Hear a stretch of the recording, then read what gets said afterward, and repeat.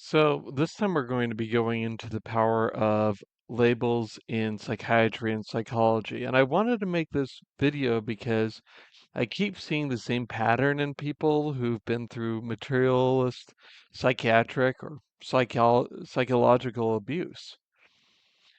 There are really two kinds of harm that show up over and over. The first is the labels that get put on people.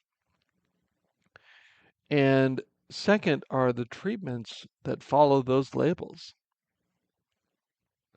If you want to understand how this kind of abuse came possible in the first place, you don't have to look far.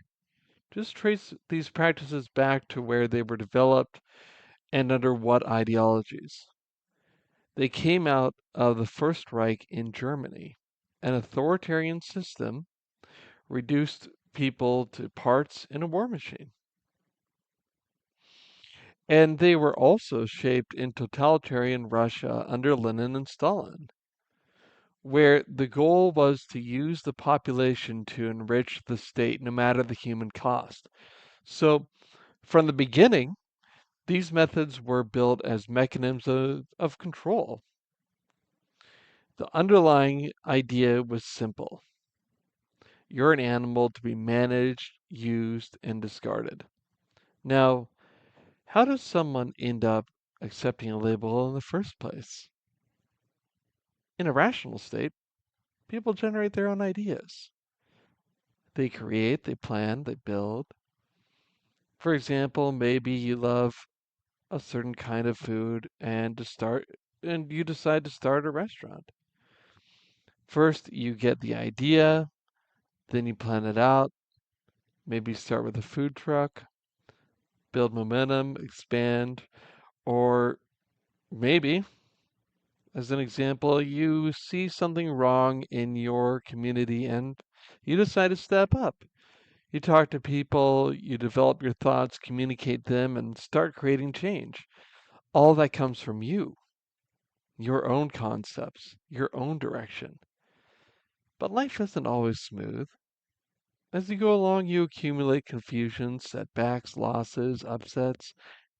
These pile up.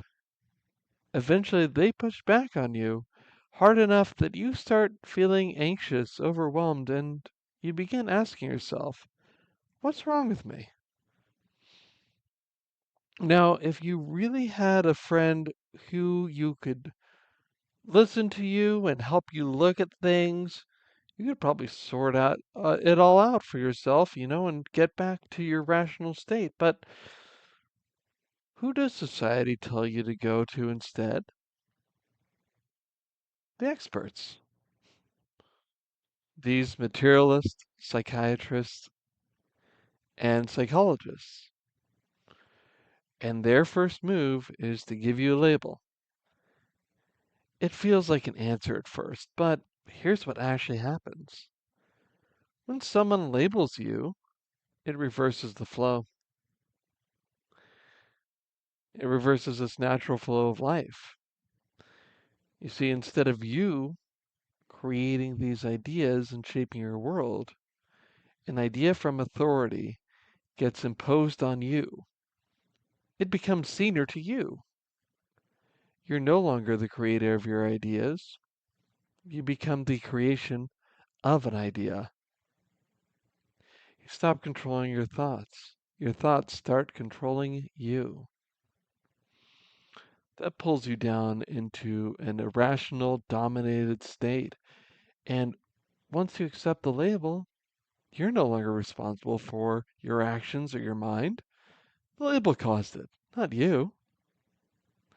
And because you're not causing anything anymore, those irrational thoughts and behaviors grow stronger. Then comes the sales pitch. The only relief is to give up even more control through hypnosis, conditioning, drugs, or even surgery. Each step takes away more of your ability to determine your own life while damaging your body and mind and empowering the people doing it. So the big question is it even possible to be happy again? to get back to that positive rational state? Well, there's a lecture I linked about this called Is It Possible to Be Happy? And it goes into this in more depth. If you want to talk about anything with me, feel free to reach out by email. It's in the description.